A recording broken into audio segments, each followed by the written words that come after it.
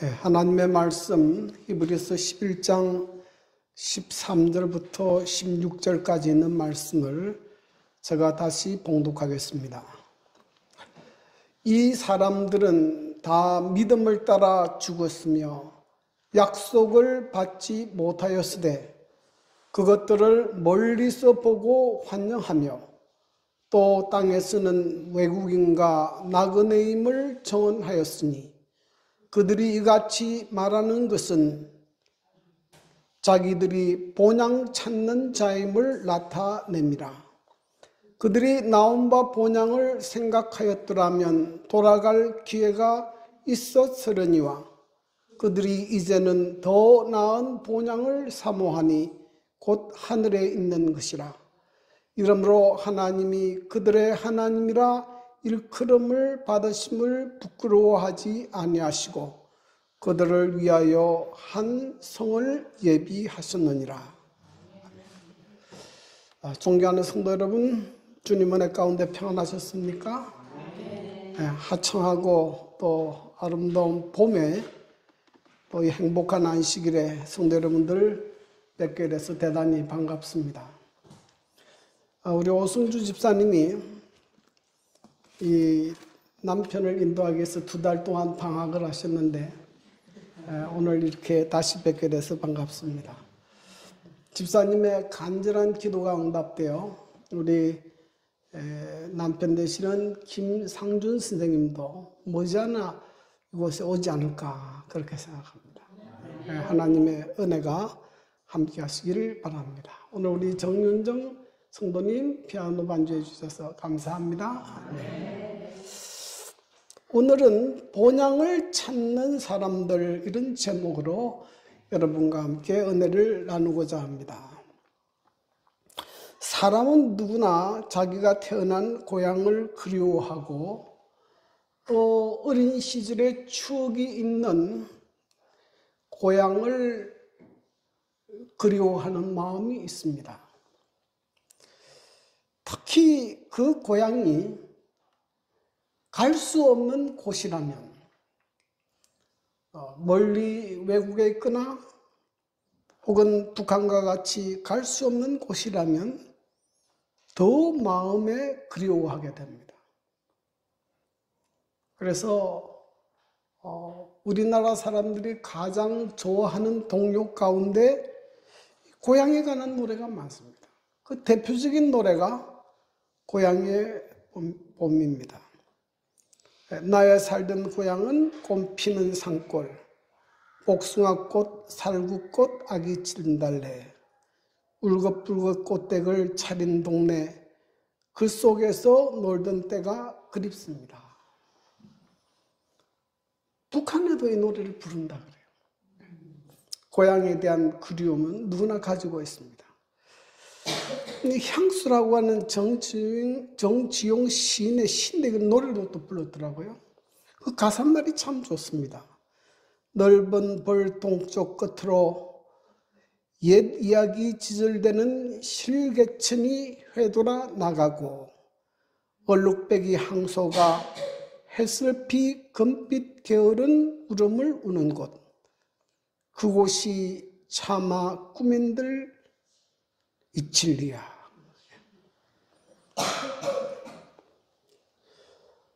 그래서 우리 특별히 한국 사람들에게 가진 풍속 가운데 하나는 설이나 추석같이 명절이 되면 고향을 찾는 것입니다. 부모님이 계시는 고향을 찾아서 수많은 사람들이 이동하는 것을 볼 수가 있습니다. 그런데 오늘 성경에 나타난 믿음의 사람들은 자기가 태어난 고향이 아닌 더 나은 본향을 사모했다고 했습니다.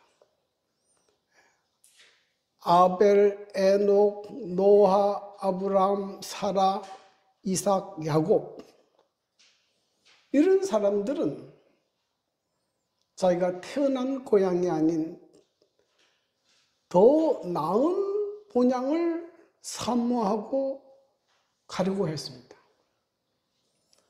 이 본향은 어디에 있는가? 이 본향은 왜 그 사람들이 가려고 했는가? 그리고 그 본향을 가는 사람들은 이 땅에서 어떻게 살았는가? 오늘 본문 말씀에서 이런 것들을 살펴보고자 합니다. 첫 번째로 이 사람들은 약속을 받지 못하였으되 멀리서 보고 환영하며 살았다. 그렇게 기록하고 있습니다. 우리가 잘 아는 대로 아브라함은 하나님의 약속을 믿고 믿음으로 출발했습니다. 하나님께서 아브라함에게 내가 너로 큰 민족을 이루게 하겠다. 내가 너에게 이 땅을 너와 내 자손에게 주겠다. 약속을 했지만은 그는 그의 생전에 그 약속을 다 받지 못했습니다. 하나님께서 아브라함에게 너로 큰 민족을 이루게 하겠다고 약속하셨지만은 그는 생전에 사라에게서 한 명의 아들을 얻었습니다. 이삭이라는 약속의 아들을 얻게 됐고, 다른 여인을 통해서 또 7명의 자녀를 얻게 됐습니다. 이 약속은 아브라함뿐 아니라 이삭과 야곱에게도 이어집니다. 그런데 야곱이 애굽으로 내려갈 때에 그 가족 전체의 숫자가 70명에 불과했어요. 그러니까 아브라함도 이삭도 야곱도 그의 생전에 하나님의 약속이 다 이루어지는 것을 경험하지 못했습니다. 하나님께서 이 땅을 너와 내 자손에게 주겠다고 약속했지만은 아브라함은 그의 생전에 사라의 매장지인 막벨라 굴 외에는 발붙일 만큼의 땅도 가지지 못했습니다. 그런데 그는 어떻게 살았는가? 그것들을 멀리서 보고 환영했다 그랬어요. 먼 미래에 일어날 것이지만 믿음으로 보았고 환영했다. 환영하였다는 말은 확신하고 즐거워했다는 의미입니다.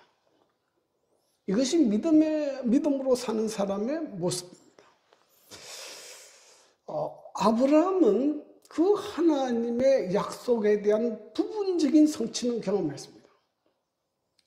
하나님께서 사라에게 아들이 있을 것이라 약속하셨는데 그 이삭을 낳게 됐어요.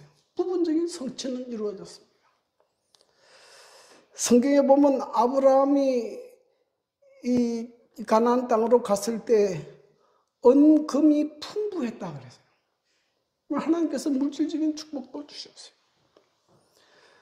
비록 그가 이방 땅에 살았지만 하나님께서 그와 함께 하셔서 그는 유력한 사람이 됐습니다. 아무도 그를 건드리지 못했어요. 그러나 그가 그러한 약속을 받았지만 그 완전한 성취는 이 땅에서는 받지 못했습니다. 여러분, 우리가 예수를 믿어도 하나님의 약속에 대한 부분적인 성취는 경험할 수 있습니다. 그러나 그 완전한 성취는 미래에 예수님께서 재림하실 때 천국에서 우리가 받게 될 것입니다. 제가 예수를 믿고 난 다음에 하나님께서 내게 주신 축복이 무엇인가 한번 생각을 해봤습니다. 그것은 제 자신의 경험이고 사람마다 하나님이 주시는 분복이 다 다릅니다. 저한테 생각해 보니까 하나님 우선은 건강을 주셨어요. 지금까지 건강하게 이곳에 와서 또 설교도 할 수 있습니다. 그리고 또 하나는 평안을 주셨어요. 저는 특별하게 걱정, 근심이 없습니다. 하나님께서 합주하시니까 마음이 늘 편안해요. 또 가정도 화평하게 하셨습니다. 저희 가정이 참 평안합니다. 화목하고. 하나님이 주시는 축복이에요. 원래 제 성격은 그런 성격이 아닙니다. 네. 하나님이 주시는 축복으로 가정 화평하고 이웃과도 화평하게 삽니다. 화평하게 삽니다.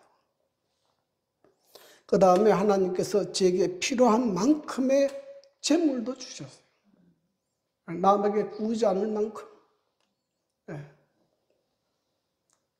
주시고, 또 필요한 만큼 명예도 주셨습니다.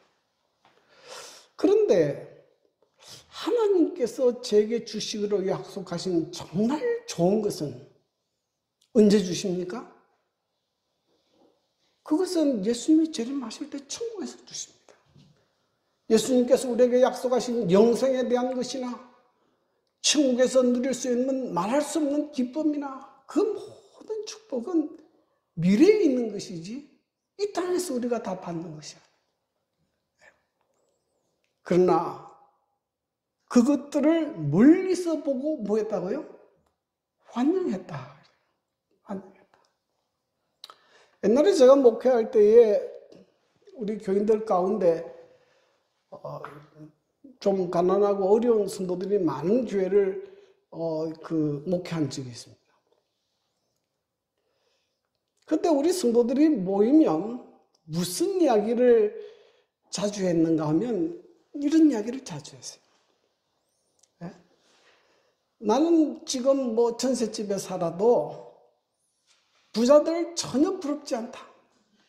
왜냐하면 나는 하늘에 황금집을 가지고 있다. 네? 하나님께서 우리에게 약속하신 그 어마어마한 축복들을 기억하니까 그것을 마음에 뭐 한다고요? 환영하고 즐거워하면서 살았습니다. 그러니까 하나님의 백성들은 이 땅에서도 하나님의 약속이 이 땅에서 완전한 성취가 이루어지지 않았지만은 그 하나님의 약속을 미리 바라보고 확신하고 환영하며 즐거워하면서 사는 것이 그리스도인의 사는 모습이다. 그렇게 성경은 우리에게 말씀하고 있습니다. 그리고 이 사람들은 다 믿음을 따라 죽었다. 하나님의 약속을 믿고 믿음으로 살았을 뿐만 아니라 믿음으로 살다가 돌아가셨어요. 우리의 믿음의 조상들도 다 그랬다는 거예요. 아벨, 셋, 에녹, 노아 다 그랬습니다. 그럼 사람이 사는 것도 중요하지만은 어떻게 그의 인생을 마감하느냐는 것도 참 중요한 것입니다. 어떤 사람이 고아와 부모가 있는 아이의 차이를 이렇게 설명합니다. 고아와 부모가 있는 아이는 낮에 놀 때에는 차이가 없다 그래요. 뭐 같이 섞여서 잘 놉니다. 근데 해가 뉘엿뉘엿 지고 저녁이 되면 부모가 있는 아이는 찾으러 옵니다. 철수야, 영희야, 빨리 집에 와서 밥 먹자. 오너라. 근데 고아는 뭐가 없습니까? 부르는 사람이 없고 돌아갈 집이 없습니다. 말할 수 없이 슬프다. 여러분, 우리의 인생을 끝내고 돌아갈 때 하나님의 약속을 믿고 믿음으로 살다가 돌아가시는 성도는 슬프지만 소망이 있습니다. 왜냐하면 그에게는 하나님의 약속이, 성취시킬 약속이 남아있기 때문에 그렇습니다. 그러나 믿음으로 살지 않은 사람은 여러분 가서 할 말이 없어요. 어디로 가야 할지, 어디로 가는지도 모릅니다. 그러면서 죽음을 맞이해요. 그러므로 여러분 하나님의 약속을 믿고 믿음을 따라 우리가 살아서 구원 얻고 천국까지 가기를 원하지만 그렇지 못하고 잠든다 하더라도 이 믿음의 노독들처럼 하나님의 약속을 믿고 믿음을 따라 돌아가시게 되기를 바랍니다. 그들은 그렇게 살았습니다. 그리고 두 번째는 그들은 이 땅에서 외국인과 나그네처럼 살았습니다. 또 땅에서는 외국인과 나그네임을 정언하였으니 그래서요. 외국인은 다른 나라의 사람을 이루는 말입니다. 아브라함 당시에는 외국인에 대한 경계심이 대단했습니다. 그런데 하나님이 보호하셔서 안전했지 상당히 살기가 어려웠을 것입니다. 저도 필리핀에 한 1년 정도 산 적이 있는데요.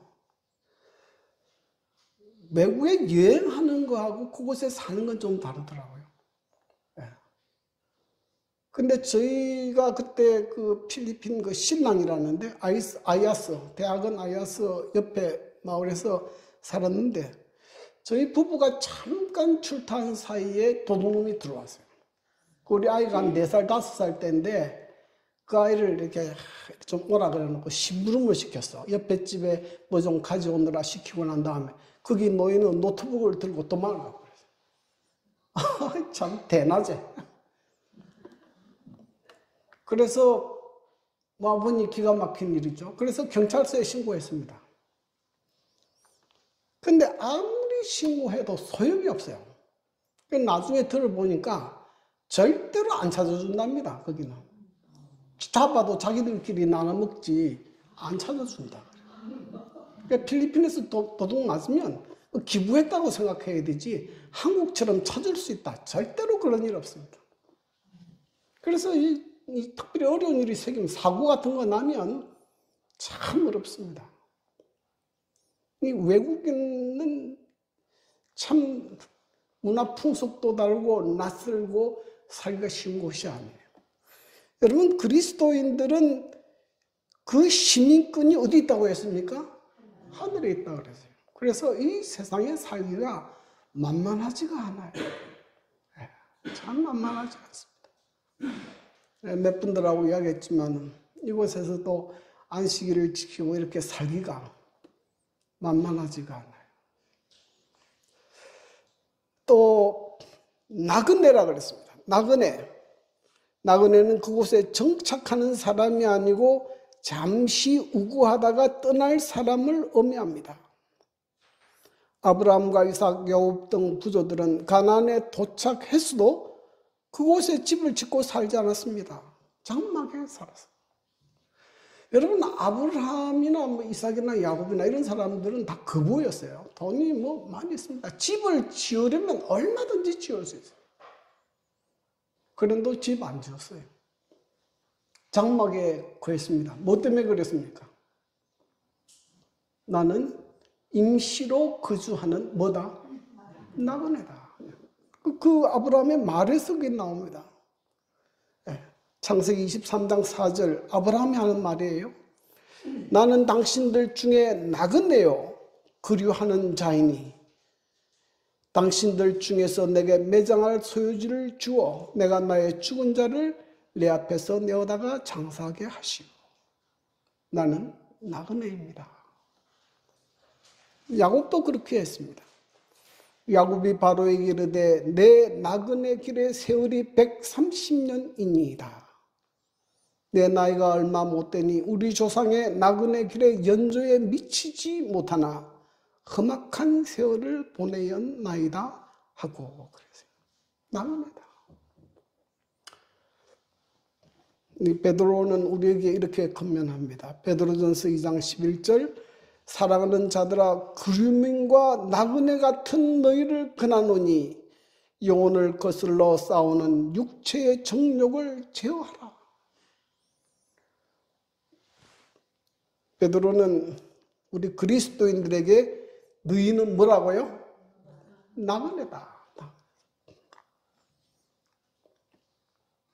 저는 목회를 하면서 정확하진 않아요. 제가 우리 집사람은 정확하게 기억하는데 저는 숫자를 정확하게 세질 않아요. 근데 대략 한 20번 정도 이사를 했다 그래요. 근데 그것보다 조금 못하든지 뭐 그럴 것 같습니다. 저희가 처음 목회 나올 때는 거의 3년에 한 번씩 고정적으로 돌렸어요.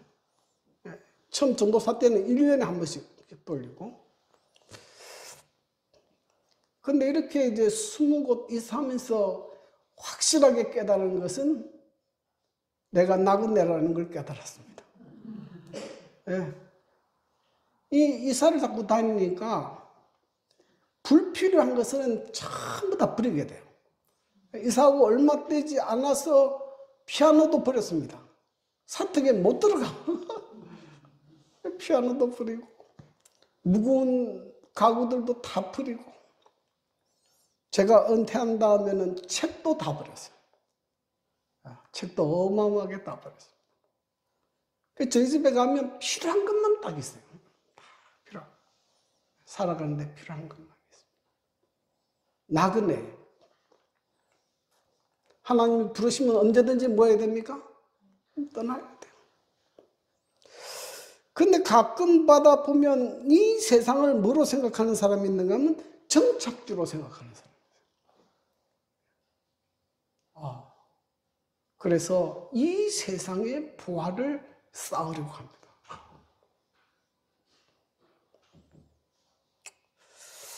그런데 여러분, 이런 사람들은 잘 떠나지를 못해요. 왜 그렇습니까? 너무 보물이 많으니까 버려두고 못 나가요. 네.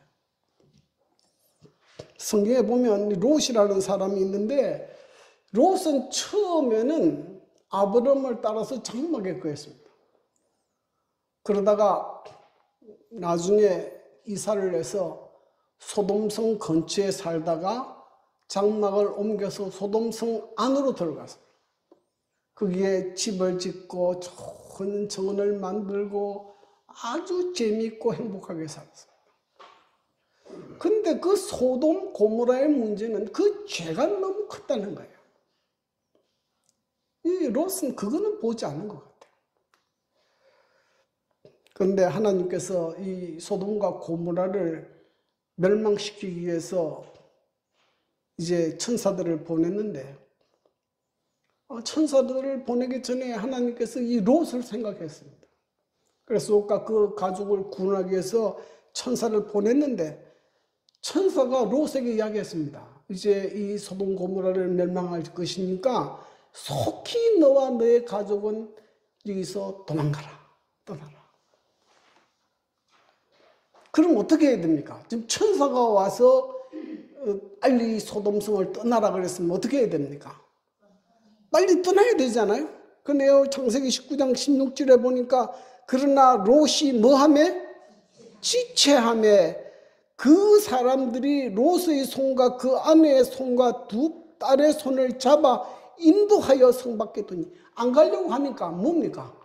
끌고 가는 거예요. 끌고 가는. 근데 롯이 왜 지체했겠습니까? 뭐 때문에 지체했겠어요? 소돔성에 자기 집에 쌓아둔 보물이 너무 많이 있으니까 그것을 두고 몸만 빠져나오는 것은 도저히 견딜 수가 없는 거예요. 그러니까 못 빠져나가는 거예요. 그러니까 자꾸 지체하는 거예요. 또 성경에 보니까 롯의 아내는 뭘 돌아보았으므로? 뒤를 돌아보았으므로 소금기둥이 되었다. 왜 뒤돌아봤겠습니까? 네. 두 가지를 이야기해놨는데 하나는 그 소돔 집 안에 있는 그 내가 좋아하는 보물들 그 너무 아깝고 하나님께서 이 유황불로 심판한다는 게 그 진짜 그게 맞는가 싶더라고요. 만나주성에 이렇게 써놨더라고요. 이것은 롯의 아내가 단순한 호기심에 의해 뒤돌아본 것이 아니라 소돔에 있는 재물의 마음을 빼앗겨 돌아본 것임을 잘 나타내 준다. 그냥 한번 이랬다고 하나님이 소돔 기둥 만든 게 아니고 뭐 때문에? 그 소돔에 있는 그 재물이 안타까워서 견디지를 못해갖고 뒤돌아본 거예요. 그러므로 이 세상에 살 때에 하나님께서 내게 복을 주셔서 많은 재물이 있다 하더라도 나그네인 걸 확실히 알고 깨닫고 살게 되기를 바랍니다. 요셉은 애굽의 총리 대신으로 있어도 그는 그의 마음이 그곳에 없었어요. 그러니 그가 마지막 유언은 나의 해골을 메고 가나안 땅으로 가라. 가나안 땅으로 가라. 그래서 외국인과 나그네임을 잊지 마시게 되기를 바랍니다. 이곳이 우리가 살 정착지가 아니에요. 정착지가 아닙니다. 이 사람들은 어디를 사모했는가 하면 더 나은 본향을 사모했다 그랬습니다. 성경에 보면 이렇게 이야기했습니다. 그들이 나온바 본향을 생각하였더라면 돌아갈 기회가 있었으려니와 그래서 아브라함은 그의 고향에 있었죠. 갈대아 우르입니다. 그 당시에 최고 번영하던 도시였어요. 메소포타미아 지역에 한쪽에는 유프라데스 강이 흐르고 한쪽에는 티그리스 강이 흐르고 제일 번영하던 그 지역에 집도 있고 친척도 살고 있었습니다. 돌아가려면 얼마든지 돌아갈 수 있었습니다. 그러나 아브라함은 기근이 들고 어려움이 있어도 약속의 땅 가나안을 떠나 고향으로 돌아가지 않았습니다. 저도 이제 고향이 경남 통영인데 저는 1년에 한 번 정도 갑니다. 근데 가보면 그 제가 태어난 장소는 그대로 있어요. 그런데 모든 것들이 다 변했습니다. 사람도 변했고 건물도 변하고 제가 자주 그곳에 가면서 이 시조를 자주 읽어요. 500년 도읍지를 필마로 찾아더니 산천은 의구한데 인걸은 간대없네. 어저버 태평연월이 꿈이른가 하노라. 고향은 고향인데 고향이 아니에요. 낯선 곳입니다. 이것이 내가 가야 될 고향이 아니다.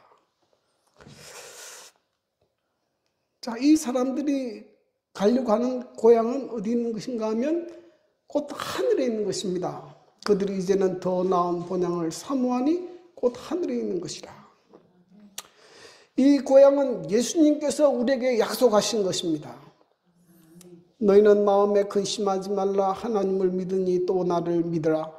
내 아버지 집에 거할 곳이 많도다. 그렇지 않으면 너희에게 일렀으리라. 내가 너희를 위하여 거처를 예비하러 가노니 가서 너희를 위하여 거처를 예비하면 내가 다시 와서 너희를 내게로 영접하여 나 있는 곳에 너희도 있게 하리라. 주님이 우리에게 약속하신 장소입니다. 고린도전서 2장 9절에는 이렇게 기록했습니다. 기록된 바 하나님이 자기를 사랑하는 자들을 위하여 예비하신 모든 것은 눈으로 보지도 못하고 귀로도 듣지 못하고 사람의 마음으로 생각하지도 못하였다 함과 같으니라. 사람이 어떤 곳을 상상하지 않습니까? 제가 처음으로 성지순례를 가고 이제 파리를 간다고 이야기했을 때 파리가 얼마나 멋있을까 상상을 했어요. 또 로마가 얼마나 멋있을까. 근데 실제로 가보니까 얼마나 지저분하고 더러운지 아이고 그래서 이런 걸 보러 오나? 그런 생각이 들더라고요. 그래서 상상하는 것하고 실제는 다르다. 근데 제가 유럽을 한번 쫙 다둘러고 나니까 파리가 좋은 걸 알았어요. 나중에 알았죠. 근데 그 상상하는 것하고는 비교가 안 돼요. 그런데 하나님께서 자기 사랑하는 자들을 위하여 예비하신 모든 것은 뭐보다 낫다고요? 우리의 눈으로 보지 못하고 귀로도 듣지 못하고 사람의 마음으로 생각하지도 못해요. 우리가 상상하는 것보다 훨씬 더 아름답고 우리가 생각하지도 못한다. 성경은 간단하게 몇 가지를 설명합니다. 계시록 21장 4절. 모든 그 눈물을 그 눈에서 닦아주시니 다시는 사망이 없고 애통하는 것이나 곡하는 것이나 아픈 것이 다시 있지 아니하리니 처음 것들이 다 지나갔습니다. 주님께서 예비하신 하늘나라에는 눈물도 없고 사망도 없고 애통한 것도 없고 곡하는 것도 없고 뭐도 없습니까? 아픈 것도 없어요. 이 세상에는 정말 애통하는 일이 많아요. 제가 처음 목회 구문교회 갔는데 원두막이 무너져가지고 초등학교 4학년짜리 남자애가 죽은 거예요. 그분 우리 교인도 아니에요. 근데 우리 옆에 우리 집사님이 살았어. 그리고 나보고 그 장례식을 해달라는 거예요. 아이고, 근데 갔는데 얼마나 우는지. 애통하는 일이 많죠. 이사야 35장 10절 여호와의 속량함을 받은 자들이 돌아오되 노래하며 시온에 이르러 그들의 머리 위에 영영한 희락을 띠고 기쁨과 즐거움을 얻으리니 슬픔과 탄식이 사라지리로다. 이 세상에는 걱정 근심이 많은데 거기는 뭐만 있습니까? 영영한 희락이 있고 기쁨과 즐거움이 있어요. 이사야 11장 9절 내 거룩한 산 모든 곳에서 해됨도 없고 상함도 없을 것이니 이는 물이 바다를 두품같이 여호와를 아는 지식이 세상에 충만할 것입니다. 이 세상에는 너무나 위험한 일도 많고요. 사고도 많고 그래요. 하늘나라에는 그런 것 없습니다. 2022년 세계에서 가장 살기 좋은 나라가 어디냐 발표했는데 스위스라고 발표했어요. 그런데 최근 세계보건기구 통계 발표에 따르면 서유럽 국가 중 자살률이 가장 높은 나라가 어디입니까? 스위스. 우리가 사는 이 지구상 어디에도 죄가 있고 죽음이 있고 슬픔이 있고 고통이 있습니다. 미국에 간 많은 사람들이 폭동이 일어나가지고요. 거기서 사고로 돌아가시는 분들도 많아요. 우리가 사는 이 세상 어디에도 나은이 없습니다. 우리가 가야 할 목적지는 어디입니까? 주님이 우리를 예비하신 더 나은 본향입니다. 그래서 믿음의 사람들은 자기가 태어난 고향을 찾지 아니하고 더 나은 본향을 사모하고 거기로 가기 위해서 애썼다. 그렇게 성경은 말씀하고 있습니다. 여러분, 우리도 똑같은 목적지를 향하여 가는 사람들입니다. 우리가 사는 이 세상이 우리가 가야 할 목적지가 아니고 하나님께서 당신의 백성을 위하여 예비하신 이 성을 바라보고 믿음으로 출발하시고 낙심하지 말고 때때로 어려운 일이 있다 하더라도 믿음으로 끝까지 성공해서 이 승에 다 들어가는 성도 여러분과 제가 되기를 간절히 바라면서 말씀을 줄이겠습니다.